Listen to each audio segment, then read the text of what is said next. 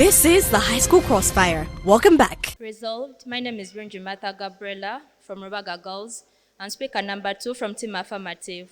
Hi dear judges, I would love to inform Team Negative that our parameters are stability and human welfare, and we are looking at peace. There's no way you're going to tell me, right, we are prioritizing diplomatic negotiations and peaceful dialogues, meaning we are putting diplomatic negotiations and peace dialogues first. We are prioritizing them because peace is not the absence of conflict, it's the ability to handle the conflict by peaceful means.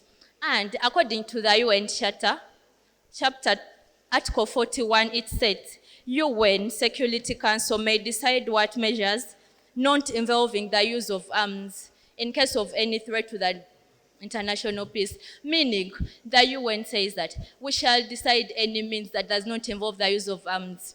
And the best means are the diplomatic negotiations and peaceful dialogues, because diplomatic negotiations and peace dialogues bring about everlasting peace. We can take, for example, the Rwanda and Uganda conflict, which led to the closure of the Uganda borders. These conflicts were solved through peaceful dialogues, and this brought about everlasting peace. This is evidence when His Excellency, the President of Rwanda, comes to Uganda to attend our own first son's birthday. This is everlasting peace. That is peace that could never happen if there was no peace between the two countries, but just because of the dialogues and diplomatic negotiation, that was able to be seen. And diplomatic negotiations and peace dialogues protect the important infrastructure of the state denied. Because if we come in and curb the conflict before it actually turns into a bloody one, this can help to protect the important infrastructure of the state. For example, the airport, the hospitals, the schools. Because we all know during conflict, these people always target the important infrastructure of the country so that they can lower its economy and all that. But if we come in and curb this conflict before it actually comes into a bloody one, we can prevent all this.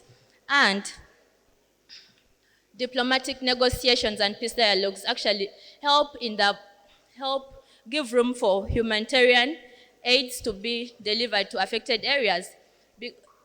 Aids like food and medication. No one can bring in support to a country that is fighting, where people are dying but if we negotiate, we are going to create room for this aid to be provided to the people. And our dear judges, we as Team Affirmative, we are saying that we are going to prioritize the diplomatic negotiations and peace dialogues because military intervention does not solve diplomatic problems. It nearly changes the diplomatic agenda. If you look at, if they are telling us they are going to prioritize military intervention, but that's not going to help. People are going to die. Here, if we bring in diplomatic negotiations, we are going to protect the innocent civilians. We are going to protect the innocent people from dying. But if you're telling us that we are talking about resolving international conflicts, here we are talking about peace. So if you're telling us that you're going to involve the military in all this, you're not protecting, you're not solving any international conflict. You're not promoting peace and security. And the other thing, diplomatic negotiations and peaceful dialogues bring about reconciliation for harmony. They provide an alternative to violence or silence. They bring about reconciliation. The two conflicting countries can come on table. They reconcile. They put aside their differences and come to table. And this can bring about increase in trade, because if you're fighting with someone, you can't carry out trade with them. But if you come on table with someone, talk, come up with the terms to be followed, bring your terms, and then you say this and this is going to be followed. This brings about reconciliation. The two countries will come.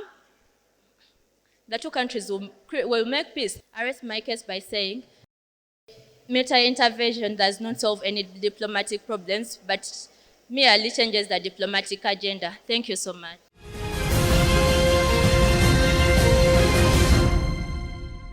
Diplomatic negotiations and peaceful dialogues should always be prioritized over military interventions. Ladies and gentlemen, We as the negatives, we're here to say we should let the circumstances determine the methods of approach.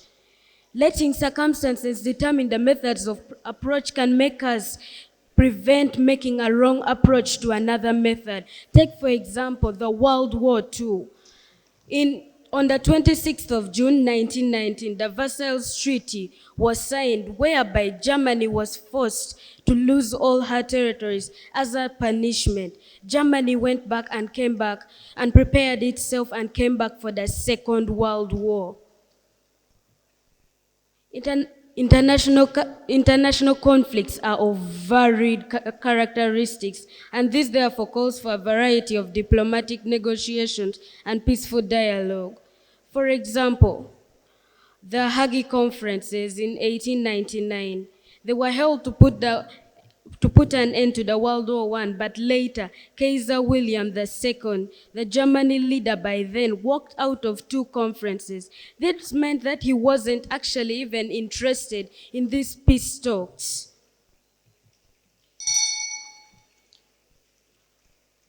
Some countries use peaceful dialogues to buy time for themselves, to arm themselves, to prepare themselves for dialogue. For example, the Turkish-Armenian wars. A peace treaty was signed, and later Turkey turned against this same treaty that they signed and decided to attack the Ottoman Empire. And over this, millions of lives were lost. We cannot have peace talks with other countries determined to cause harm to you. A country might come and sit on a round table with you discussing matters of peace, things that will affect for a better living, but you do not know what is in their hearts. Somebody might be telling you outside there they are ready for peace, but yet in their hearts they are not ready for peace. They are actually never going to be ready for peace. They are prepared to come and attack you. Some conflicts are just too advanced to be solved through peaceful dialogues, whereby World War II, whereby Japan attacked Pearl Harbor, and this made the US to bomb Nagasaki and Hiroshima, which made Japan weak, and eventually they agreed to peaceful dialogue, according to the BBC News. We should note one important point we as the negators have come here to present. We are not saying peaceful dialogue should come to an end. We are saying we should let the circumstances determine which approach we should use. It's not that we'll only use military interventions. And in military interventions, I heard one of the speakers saying they don't solve anything. North and South Korea, when the USA got into their border conflict, it supplied military weapons to South Korea, and they won the conflict and took over the border peacefully. There was no harm. We should also try to focus on the good side. We should know that much as well angels exist, devils also exist. We shouldn't always be looking for peace. Thank you. I rest my case. This is the High School Crossfire. We'll be back in a minute.